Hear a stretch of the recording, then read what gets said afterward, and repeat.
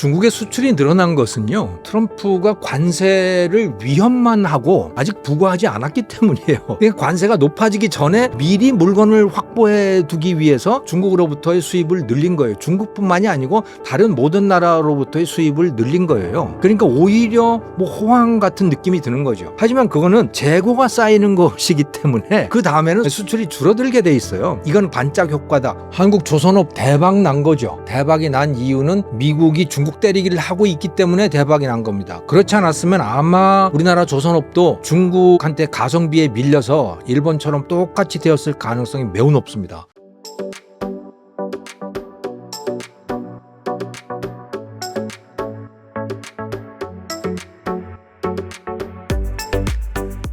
중국 지도부가 5년마다 발표하는 국가 경제 계획인 15차 5개년 계획 수립 작업에 돌입했다고 하는데요. 내년 3월에 공개될 이 계획은 미중 무역 전쟁에서 드러난 중국의 약점을 보완하고 장기전을 대비하는 전략을 세울 것으로 보여진다고 합니다. 중국은 어떤 전략을 가지고 나올까요? 자급자족 쪽으로 많이 갈 거라고 봅니다. 그 신질 생산력이라고 하는 그 첨단 산업 분야에 대한 투자를 더 늘리고 그거를 세계 최고 수준으로 올리겠다라고 하는 목표가 분명히 있을 것이고, 그다음에 미국 제품에 대한 의존도를 낮추기 위한 계획들이 분명히 있을 거예요. 그래서 그동안 미국에서 수입해 오던 예를 이 식량이라든가 에너지라든가 이런 게 있다면, 또는 그 미국하고 같은 진영에 있는 호주라든가 이런 데서 수입하는 그런 것들이 있었다면, 그거를 아마도 브라질이라든가 러시아라든가 이쪽으로 그 수입선을 다 바꿔서 미국과의 대결에 분명히 대비하려고 하는 그런 움직임이 있을 거고요. 그리고 또 하나는 이제 소비를 늘리기 위한 정책들이 나올 텐데, 또 민간 경제를 촉진하기 위한 정책들이 나올 텐데, 저는 그것은 형식적인 수준에 그칠 거라고 봐요. 그거는 소비를 늘린다고 해서 늘어나는 것이 아니기 때문에 그렇습니다. 또 민간 경제도 촉진을 한다고 해서 촉진이 되는 게 아니기 때문에 그런 거죠. 그거는 공산당이 기본적인 철학을 바꿔야 되는 문제예요. 공산당의 철학은 기본적으로 뭐냐면, 그건 소비에 의한 발전이 아니에요. 소비에 의한 발전은 자본주의잖아요. 공산당이라고 하는 거는 기본적으로 자본주의를 없애버리는 겁니다. 자본주의를 없애고 시장이라고 하는 것도 없애고, 그리고 사람들이 그러니까 국가가 주는 것에 만족하고 그걸로 풍요롭게 사는 거, 그런 세상, 그런 유토피아를 지향을 하는 거거든요. 그러니까 자본가라든가 장사꾼이라든가 이런 거는 기본적으로 용납할 수 없는 시스템이에요. 그런데 등소평이 그렇게 한 것은, 이거는 어쩔 수 없이 과도기적으로, 왜? 부자가 돼야 되니까. 부자가 될 때까지는 어쩔 수 없이 이렇게 한다라고 하는 거인 거죠. 그래서 어느 정도까지 소비 촉진이라든가 이런 게 나올지는 모르지만, 그는 정말 한계가 있는 그런 부분일 거다.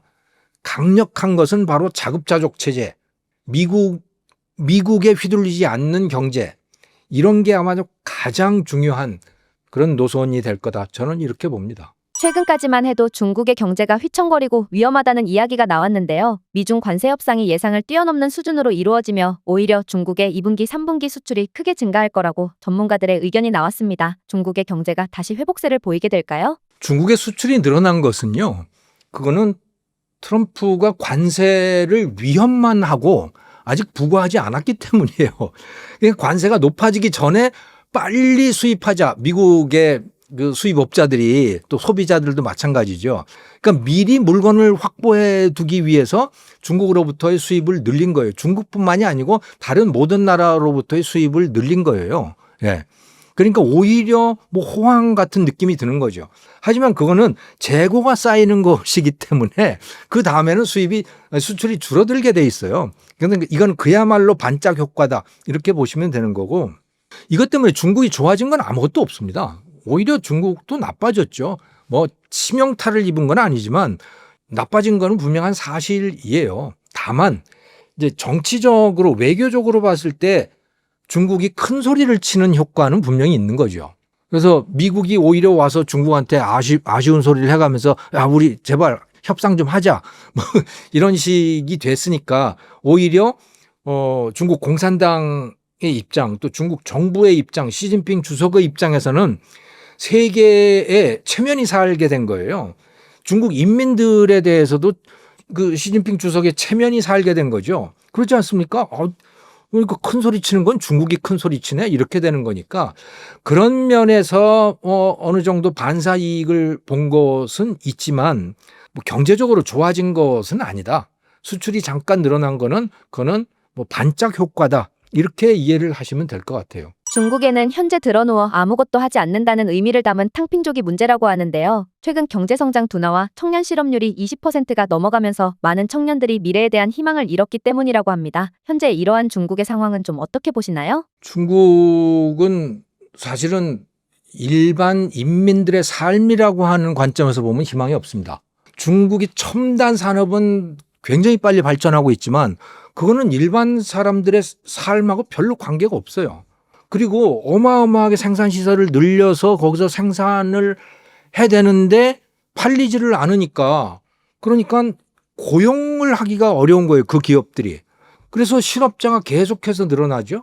거기다가 지난 한 10여 년 동안 민간 기업들 알리바바라든가 뭐 텐센트라든가 이런 걸 엄청나게 탄압을 했잖아요. 그러다가 보니까 거기에서도 고용을 못하고 오히려 해고가 늘어나고 이러면서 그 학원 같은 그런 비즈니스도 다 이제 탄압을 해서 못하고 그렇게 되니까 젊은 사람들이 갈 데가 없는 겁니다. 늘어나는 것은 공장이에요. 젊은 사람들은 그런 공장에 가고 싶어 하지 않고 공장도 더 고용할 여력이 없는 거죠. 젊은 대학 졸업자들은 좀 그럴듯한 사무실에 가서 근무를 하고 싶은데 그런 것들은 다 탄압을 받아서 뭐 사람을 고용을 못 하니까 심지어 그래서 북경대 한 교수가 추정한 것에 따르면 실질적으로 그러니까 탕핑족이라고 하는 걸 포함해서 탕핑족은 그냥 들어누워서 빈들빈들 노는 거라는 뜻인 겁니다. 그게 탕평. 그런데 그러니까 적극적 실업자를 말하는 거죠. 구직 활동도 안 하는 실업자. 구직 활동을 안 하면요 실업자로 잡히질 않아요. 예, 그건 실업자가 아니에요. 적극적으로 구직 활동을 하는데 직장이 없으면 그건 실업자거든요. 그런데 구직 활동도 안 하고 그냥 집에서 부모 돈 쓰고 있고 부모 밥 먹고 있고 그냥 그러고 있으면 그건 실업자가 아니에요. 근데 그런 실질적인 실업자까지 합치면 청년 실업률이 50%에 육박한다는 뭐 그런 통계도 나오고 그래요. 그러니까 그렇게 되는 이유가 바로 이런 거거든요. 민간 기업에 대한 탄압. 또 물건을 이 첨단 산업들은 물건을 만들어내는데 팔리지를 않으니까 뭐 설비는 있고 그 설비를 로봇으로 돌리고 뭐 이런 상황이 되는 거예요. 그러니까 실업자는 넘쳐나고 그래서 요즘은 탕핑족뿐만이 아니고 B1, B2족이라고 하는 것도 또 생겼답니다. B1, B2족이 뭐냐면 지하 1층, 지하 2층족이에요. 왜? 밥을 먹으러 가든 물건을 사러 가든 다 지하로 들어간다는 얘기죠. 왜? 지하는 더 싸니까. 지상에 있는 것보다 지상에 있는 상점들보다 지하에 있는 상점 식당은 더 싸니까 거기로만 돌아다닌다는 뭐 그런 약간 자조적인 그런 이름. 청년들이 스스로를 그렇게 부르는 거죠. 네. 그런 상황이 되어가는 거고 이게 해결될 기미는 별로 안 보인다. 왜? 계속해서 대졸자들은 늘어나는데 직장은 그렇게 늘어나지 않고 늘어난다고 하더라도 그거는 로봇이 돌리고 하는 뭐 그런 식으로 점점 더 가버리는 거죠.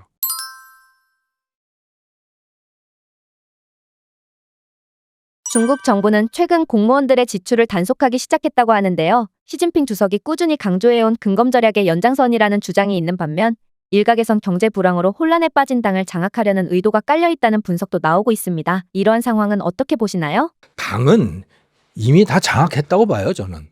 네, 장악했고 오히려 문제가 되는 것은 너무 장악을 해서 이 사람들이 복지부동을 하는 게 문제인 거예요. 조금이라도 뭐 새로운 걸 하다가 잘못 보이면 너 눈에 띄어서 너 뭐 돈 떼어먹었지 이런 식이 될 가능성이 높기 때문에 뭐 되게 그런 체제가 되면 다들 그러잖아요. 복지부동 하잖아요. 아무것도 안 하고 눈치만 보고 뭐 이러고 있는 거죠. 지금 중국이 완전히 그런 사회가 되어버린 거거든요.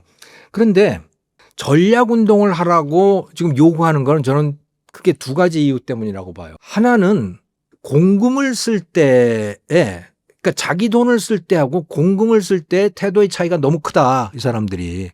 자기 돈을 쓸 때는요, 세계에서 가장 돈을 아끼는 사람들입니다. 중국 사람들이. 뭘 보면 아느냐? 저축률이에요. 저축률이 뭐 40%씩 막 이렇게 되잖아요.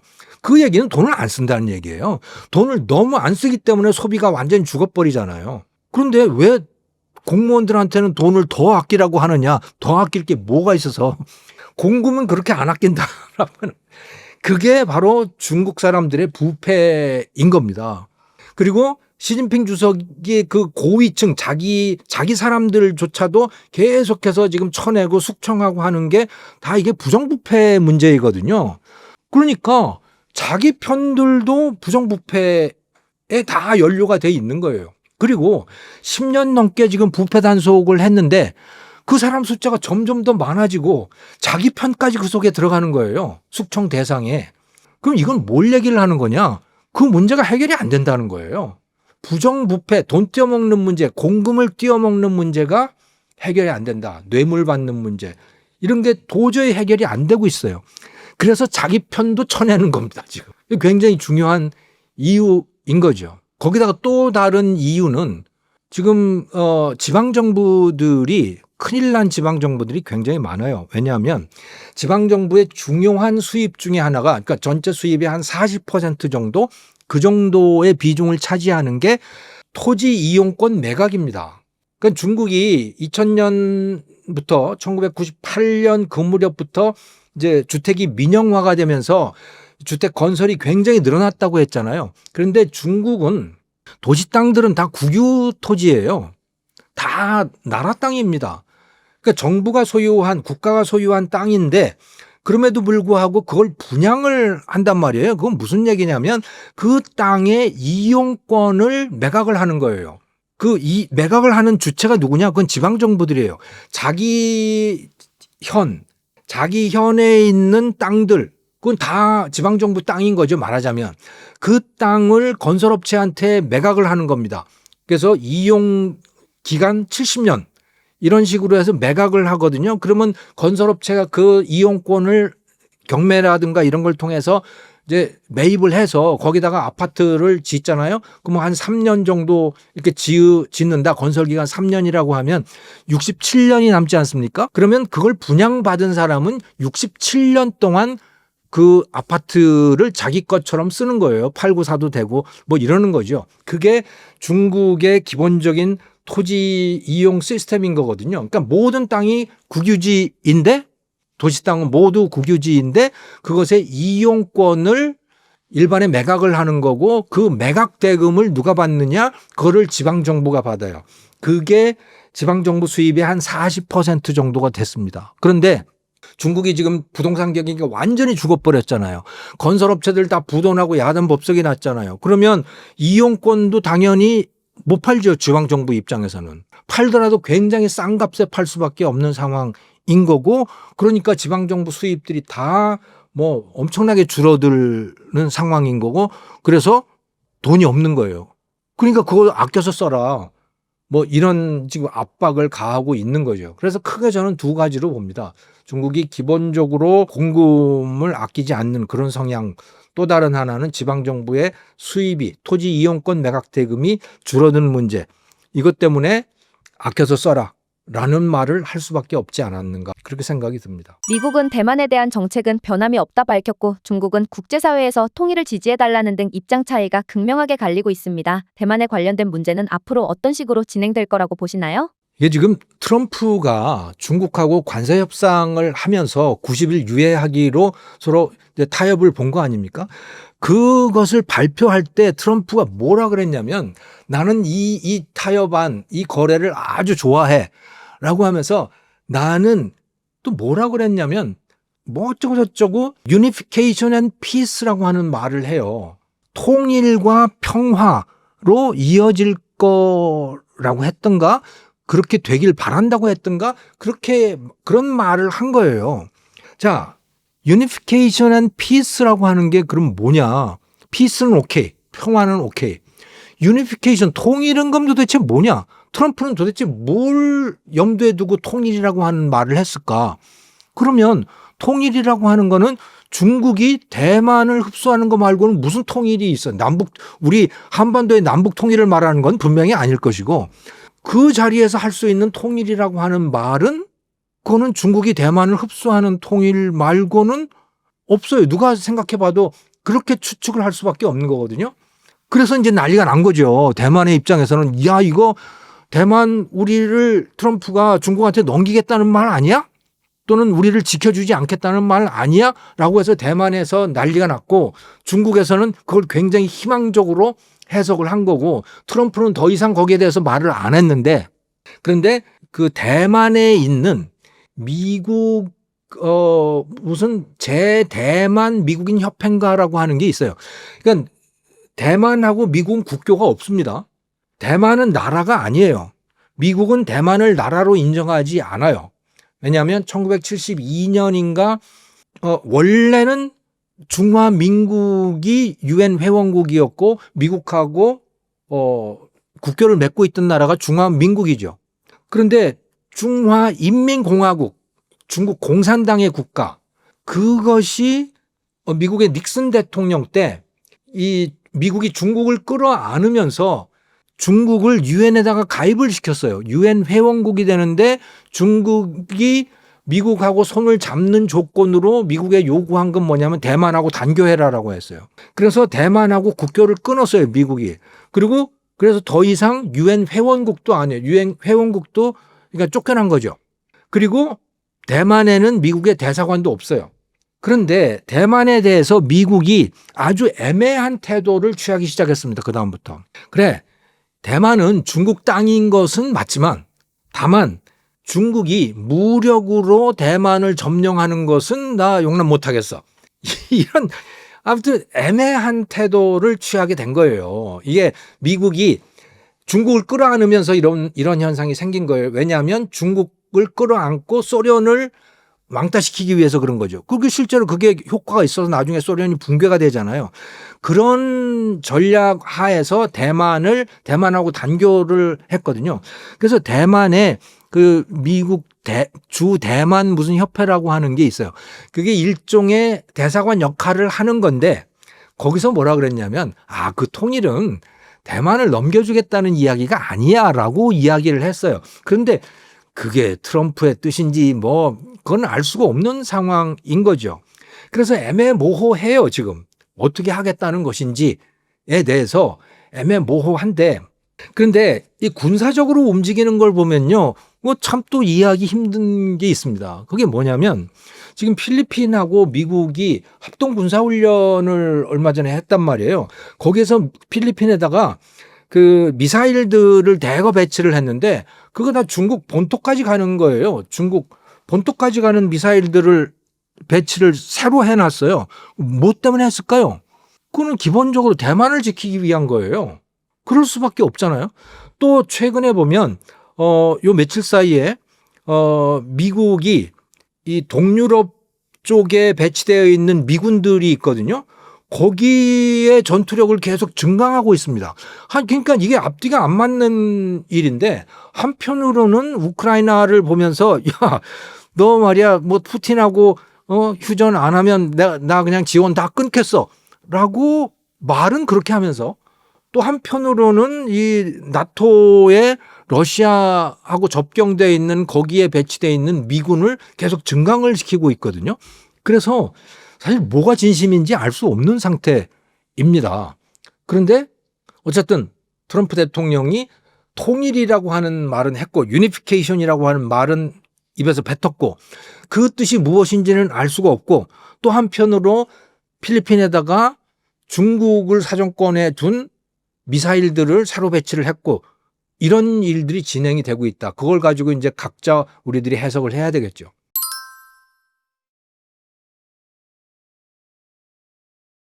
올해 1분기 기준 국내 대표 조선사의 수주 잔고가 190조 원을 넘어 200조 원을 돌파할 것으로 나타났다고 합니다. 고부가 가치 선박 위주로 선별 수주해온 영향과 최근 미중 갈등으로 글로벌 해운 업계에서 중국산 선박을 리스크로 인식하는 분위기도 한몫했다고 하는데요. 한국조선업은 어떻게 바라보시나요? 한국조선업 대박 난 거죠. 네, 대박이 났는데 대박이 난 이유는 미국이 중국 때리기를 하고 있기 때문에 대박이 난 겁니다. 그렇지 않았으면 아마 우리나라 조선업도 중국한테 가성비에 밀려서 일본처럼 똑같이 되었을 가능성이 매우 높습니다. 그러니까 조선업이 붕괴되었을 수도 있어요. 지금쯤은. 그런데 오히려 엄청난 호기를 맞이하고 있는 거죠. 그 이유가 뭐냐? 미국이 트럼프가 중국 조선업을 죽이려고 하고 있어요. 어떤 방식으로 죽이느냐? 미국에 입항하는 해운사들이 있지 않습니까? 화물을 수송하는 그 해운사들. 뭐 전 세계에 많잖아요. 네덜란드에도 있고 뭐 그리스에도 있고 우리나라에도 HMM이라고 하는 해운사가 있고 그 해운사들은 배를 소유한 상태에서 그걸 가지고 물건을 실어 나르는 그 일을 하고 있잖아요. 그런데 미국 항구에 들어오는 배들 그중에서 중국에서 제조한 배에 대해서는 엄청난 항만 사용료를 부과하겠다. 이렇게 지금 입장을 밝히고 있는 거예요. 예를 들어서 배 한 척당 뭐 150만 달러를 한번 들어오는데 뭐 매기겠다든가 150만 달러면 한 20억 되는 겁니다. 항구에 한번 들어가는데 그렇게 돈을 낸다 그러면 그 정말 큰일 나는 거죠. 그 해운사의 입장에서는. 그러니까 이 해운사들이 다 중국 배를 피할 수밖에 없어요. 그러니까 미국으로 들어가는 배는 중국 배를 쓸 수가 없는 거예요, 지금. 그런 상황이 되어버렸어요. 자, 그러면 중국 배를 빼놓고 그러면 어느 나라 배를 써야 되느냐? 그럼 한국 배인 거죠. 네. 특히 세로 선박을 수주하는 입장에서 보면 그러면 중국에다가는 절대 이제 발주를 못 하는 겁니다. 그러면 가장 강력한 이 조선소를 갖고 있는 데가 바로 한국인 거죠. 그 다음이 일본인데 한국하고 일본은 지금 상대가 안 되는 상황이에요. 왜냐하면 일본은 조선소가 사실상 다 죽었다고 보시면 되는 거고 그 이유는 바로 사람이 죽었기 때문입니다. 그러니까 인력이 죽었기 때문에 그런 거예요. 2000년 그 무렵, 그 1990년대 말 2000년 그 무렵부터요. 일본 대학의 공대에서 조선업과 관련된 전공들이 다 죽어버렸어요. 왜? 학생들이 글로 안 갔어요. 왜? 이거는 희망이 없다고 봤기 때문에. 누구 때문에? 한국 조선소들 때문에 그런 거죠. 그럼 한국 조선소하고 일본 조선소는 뭐가 달랐기 때문에 그런가? 한때는요. 1990년대 초반까지만 하더라도 일본 조선업은 압도적인 세계 1위였습니다. 근데 우리는 1975년 그 무렵부터 시작을 했거든요. 한국의 경쟁 우위는 뭐였느냐? 싼 노동력이죠. 싼 노동력. 그다음에 또 다른 하나는 고객 지향적인 태도. 그리고 정주영이라고 하는 그 사람의 아주 기상천외한 그런 발상들. 이런 것 덕분에 한국 조선소들이 일본 조선소를 급격하게 쫓아갈 수가 있었어요. 그러다가 보니까 일본 조선소들은 그 한국 조선소가 출발할 때 어떤 상황이었냐면 그게 그 무렵이 제1차 오일 쇼크가 1973년에 있었거든요. 그러니까 오일 쇼크라고 하는 건 뭐냐면 산유국들이 산유량을 급격하게 줄인 겁니다. 줄이게 되면 어떤 일이 발생을 하느냐? 유조선이 돌아다닐 수가 없잖아요. 유조선을 쓸 일이 없잖아요. 산유량이 줄어들게 되기 때문에. 그러니까 일본 선박에 대한 수입이 급격하게 줄어든 거예요. 일본 선박 주문량이 급격하게 줄어들게 됐어요. 그게 1973년부터 그렇게 된 거고 1979년에는 또 2차 오일 쇼크가 왔어요. 그러니까 전 세계적으로요. 유조선에 대한 수요도 급격히 줄어들고 그러다가 보니까 전 세계적으로 이 경기가 안 좋아져서 일반 화물 물동량도 줄어들게 되고 이런 거거든요. 그런 상태에서 한국이 조선업에 들어간 거예요. 조선 시장이 줄어드는데 한국은 조선업에 들어가게 된 겁니다. 일본의 입장에서는 죽을 맛인 거죠. 안 그래도 시장이 줄어들어서 죽겠는데 한국이란 나라가 조선소가 들어와서는 그냥 정부의 강력한 지원책 지금 중국이 그렇듯이 이제 그런 겁니다. 그것 덕분에 얘네들은 죽지도 않고 그리고 굉장히 고객 지향적으로 하는 거예요. 그러니까 일본은 그 생산 원가를 떨어뜨리기 위해서 선박들을 표준화를 했죠.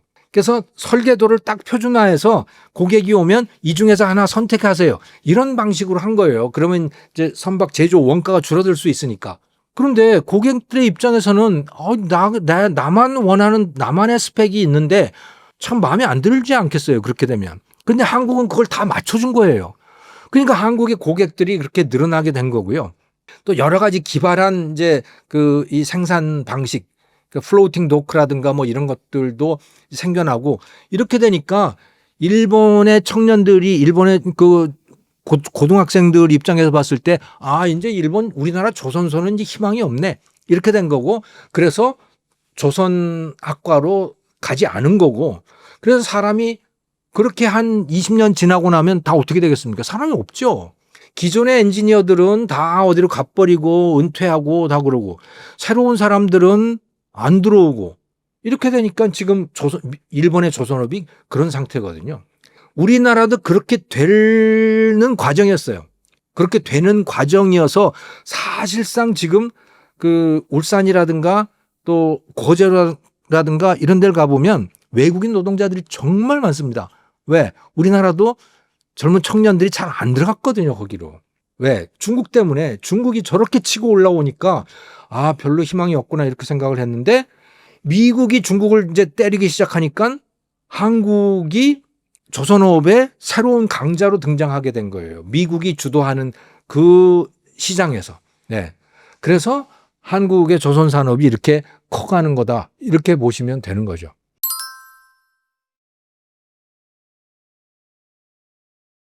미중 패권 전쟁이 바다에서도 벌어지기 때문에 중국의 해군력 증강에 미국도 맞대응하고 있다고 하는데요. 미국은 동맹국 그중에서도 한국을 콕 집어 협력 요청했다고 하는데 이러한 제안은 우리나라 조선업에 큰 기회가 될 것 같은데 어떻게 보시나요? 정말 큰 기회라고 저는 봐요. 왜냐하면 미국 항공모함이 11척인가 뭐 그런데 제대로 작동하는 게 한 7척밖에 안 될 겁니다.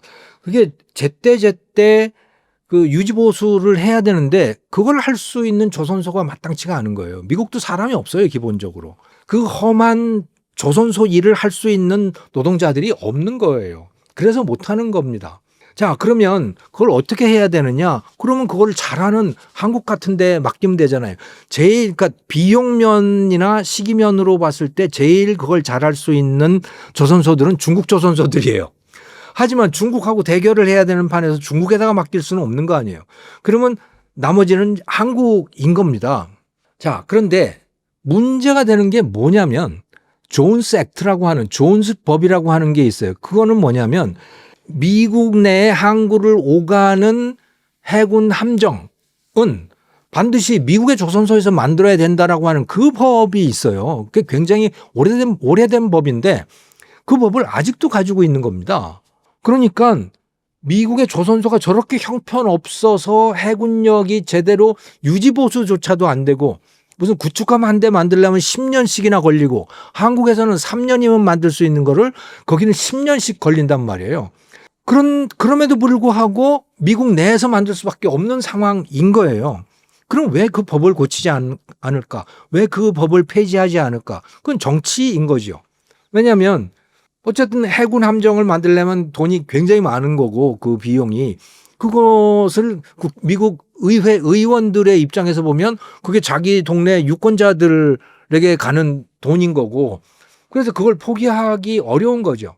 그런데 미국이 너무 급박하게 된 거예요. 그것만 그렇게 하기에는 중국의 해군력 증강 속도가 너무나 빠르고 지금 미국 해군의 해군 함정 숫자가 290척 정도인데 중국이 370척이에요. 그러니까 중국이 매우 빠른 속도로 이게 늘어나고 있는 거예요. 그런데 물론 성능 면에서 보면 미국 해군 함정의 성능이 뭐 압도적으로 우월하지만 그래도 이건 굉장히 신경이 쓰이는 문제인 거죠. 그래서 빨리 해군 함정 숫자를 늘리고 싶은데 미국 조선소들은 그럴 만한 실력이 없어요. 그러니까 미국 행정부의 입장에서는 아주 지금 난감한 상황이에요. 자, 그래서 한화 오션 같은 데서는 어떻게 하느냐? 미국 진출을 하는 거죠. 미국에 있는 조선소를 인수하는 작업을 지금 하고 있잖아요. 그거는 뭐 미국 조선소니까 그 누가 실질적인 소유자에 대한 상관없이 존스 액트에 딱 들어맞는 거죠. 그런데 궁극적으로 해야 될 일은, 우리가 이루어내야 될 일은 미국 의회를 설득을 해서 존스 액트를 면제받아야 돼요. 그래서 한국 조선소에서 미국 선박을, 미국 해군 함정들을 직접 만들 수 있어야 된다고 봐요. 항공모함 같은 것도 만들 수 있어야 된다. 우리가 충분히 만들 능력이 있다. 그러니까 조선과 관련되는 거는 한국이 다 한다. 다만 무기와 관련되는 거는 이제 미국이 가져오는 거죠. 거기다 설치를 하는 거죠. 지금도 우리 정조대왕함, 세종대왕함 같은 것들은 다 사실은 그런 구조로 돼 있거든요. 그러니까 배를 추진하는 거, 배 껍데기, 엔진 이런 거는 한국 거예요. 무기는 레이더라든가 이런 거는 미국이 직접 미국 걸 갖다가 설치하는 것들이 많은 거죠. 또 다른 독일이라든가 이런 데. 그렇게 협업을 할 수 있는 구조를 우리가 하자고 설득을 할 수 있어야 되는 겁니다. 그러면 이건 어마어마한 시장이 돼요. 이거는 그것을 출발점으로 해서 소위 우리가 미국의 이 방위산업 무기 시장을 천조국이라고 부르잖아요. 천조 원을 넘어가요. 예, 어마어마한 시장입니다. 충분히 우리가 그 중에 상당 부분을 기여할 수 있는 거거든요. 특히 이 조선 또 이 자주포라든가 뭐 이런 재래식 무기 분야, 탱크나 이런 분야에서는 한국이 가성비가 최고인 상태이죠. 그래서 그걸 이제 뚫고 들어가는 과제가 우리에게 주어져 있다. 저는 이렇게 봅니다. 원전이 트럼프 2기 행정부의 한미 협력에 기대되는 대표적인 분야라고 하는데요. 트럼프가 국가 에너지 비상사태를 선포할 정도로 미국의 에너지 경쟁력이 약한 가운데 한국과 원전 분야에서 한미 파트너십이 유망할 전망이라고 합니다. 이것은 어떻게 보시나요? 제가 조선 말씀을 드렸습니다마는 지금 조선뿐만이 아니고요. 지금 말씀하신 원자력, 또 제약, 방위산업 이런 것들이 지금 다 똑같은 구조로 되어 있습니다. 시장 구조가. 무슨 얘기냐면 설계는 미국이 잘해요. 미국 사람들이 설계는 잘합니다. 그런데 제조를 못하는 거예요. 그거는 반도체를 보셔도 알잖아요. 반도체 설계는 엔비디아, 뭐 AMD, 퀄컴, 애플 이런 데서 다 설계를 하지 않습니까? 그 반도체를 근데 제조를 못해요. 그 설계도를 가지고 제조는 누가 하느냐? 대만의 TSMC가 대부분 다 하고 있거든요. 지금 그런 상태예요. 그러니까 미국이 지난 한 30년, 40년 동안 전 세계의 분업구조 서플라이 체인을 이끌어가면서 가다가 보니까 결과적으로 어떻게 됐냐면 자기들은 제품의 기획, 설계 이런 것만 하고요. 실제 제작하는 거는 처음에는 한국, 일본, 대만 이런 데로 갔다가 2000년 이후에는 다 중국으로 가고 이렇게 돼버렸잖아요. 그러니까 자기들은 머리만 있는 거예요. 손발이 없어요. 그런 원전도 마찬가지입니다. 최근에 미국에서 이제 개통을 한 그 원전, 그 이름을 잊어먹었습니다만은, 네. 그 원전을 만드는데 13년인가가 걸렸어요. 원자력 발전소 하나 만드는데 13년씩이나 이렇게 걸린다고요. 우리는 한 5년이면 아마도 될걸요? 예. 그러니까 기본적으로 건설 능력도 없고 제조 능력도 없는 거예요. 그 능력을 갖고 있는 게 어디냐? 제일 많이 갖고 있는 데가 러시아, 중국입니다. 자, 그런데 러시아, 중국 같이 갈 수 없잖아요.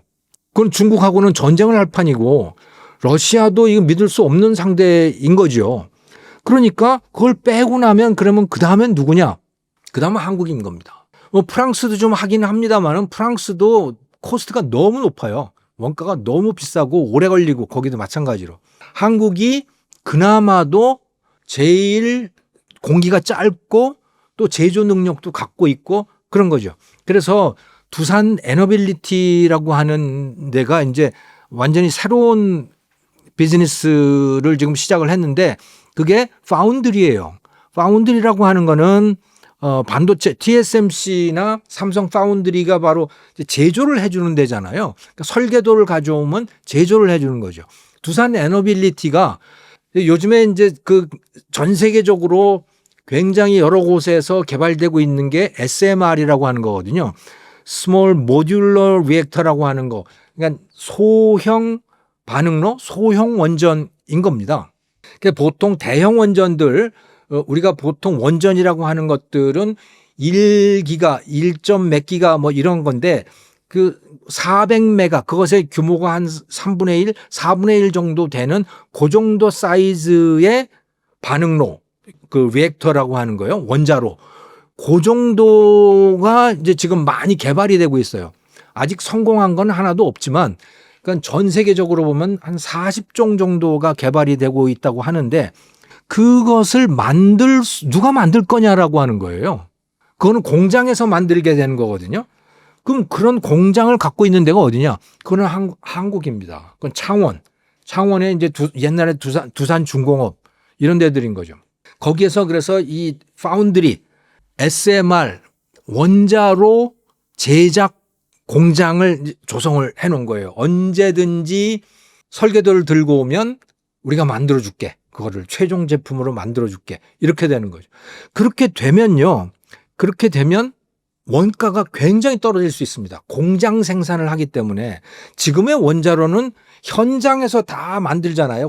현장에서 건설하고 현장에서 조립하고 뭐 이렇게 되잖아요. 그러면 굉장히 비용이 많이 들어가는 거죠. 우리 주택도 보면 목조 주택들, 조립식 주택들 보면 그 자재들을 다 공장에서 만들어서 현장으로 갔다가 거기서 조립하고 뭐 이렇게 하잖아요. 그건 굉장히 싸요. 공기도 굉장히 짧고. 그러니까 SMR도 그렇게 지금 가고 있는 추세거든요. 개념이. 그것을 한국이 할 수 있다. 한국이 굉장히 좋은 기회를 지금 만나고 있는 거죠. 거기다가 플러스 어떤 현상이 있냐면 여러분들도 아마 지금 AI를 쓰기 시작하셨을 텐데 저도 이제 AI를 쓰는 게 이제 습관이 돼가지고요. 뭐 툭 하면 뭐 시킬 거 있으면 그냥 시키고 궁금한 거 있으면 걔한테 그냥 물어보고 이렇게 하거든요. 그런데 그거 하려면요. 컴퓨터가 어마어마하게 돌아가야 돼요. 그 컴퓨터가 어디서 돌아가고 있느냐. 제가 챗GPT를 쓰고 또 그 제미나이라고 하는 걸 쓰고 또 퍼플렉시티라고 하는 걸 쓰고 다 미국의 서버들이 있어요. 데이터 센터가. 그럼 미국이 전기 소모량이 어마어마하게 늘어나고 있는 겁니다. 그런데 그거는 신재생 에너지 가지고는 어림도 없어요. 정말 어림도 없습니다. 그러니까 이 오픈 AI라든가 또 구글이라든가 이런 데들이 다 자기 전용 원자로를 두겠다고 지금 그런 프로젝트를 진행을 하고 있잖아요. 그러니까 원자력 발전에 대한 수요가 엄청나게 늘어나고 있습니다. 그래서 수많은 설계도들이 지금 만들어지고 있어요. 그걸 누가 그러면 제작을 할 거냐? 그거는 한국이다. 이렇게 보는 거죠. 그래서 이거는요. 원자력뿐만이 아니고요. 이건 제약도 그렇고요. 뭐 화장품도 그렇고 이 제조해주는 이게 굉장한 비즈니스가 될 겁니다. 지금 예를 들어 제약 같으면은 제약에서 소위 CDMO라고 하는 게 있잖아요. 그러니까 신약을 글로벌 제약사들이 로슈라든가 뭐 이런 글로벌 제약사들이 신약을 개발해서 FDA를 그 통과해서 이제 실제로 대량 생산을 해야 되는 그런 단계에서 그걸 누가 만드느냐? 자기들이 만들면 너무 비싸거든요. 그래서 그거를 그러니까 대신 만들어준 데가 중국이에요. 우시제약이라든가 이런 데거든요. 그런데 미국이 중국한테 미국 국민의 건강을 못 맡기겠다. 그 중국의 제약사들에게 미국 국민들의 DNA 정보가 넘어가는 거는 이건 도저히 이제 용납 못 하겠다. 이런 입장을 취하게 된 거예요. 그래서 바이오시큐어 액트라든가 이런 것이 제한이 되어 있는 상태고 그렇거든요. 그러니까 제약사들의 입장에서는요. 마치 중국 조선소에다가 신규 선박을 발주하는 게 꺼려지듯이 제약도 똑같은 일이 지금 벌어지고 있는 겁니다. 그래서 삼성 바이오로직스라든가 SK 바이오로직스라든가 이게 다 CDMO들이거든요. 그러니까 대신 제조해 주는 거죠. 약을. 여기들이 지금 일감이 넘쳐나고 있는 그런 상황인 거죠. 그래서 이런 일들이 곳곳에서 벌어지고 있습니다. 새로운 시장이 생겨나고 있는 거예요. 그렇게 되는 이유는 중국과 러시아가 배제되기 때문에 생겨난 시장이라고 보시면 되는 거죠. 그게 방위산업도 그렇고 원전도 그렇고 제약도 그렇고 뭐 조선도 그렇고 다 이제 그런 시장, 새로운 시장이 생겨나고 있다. 이렇게 이해를 하시면 될 것 같아요.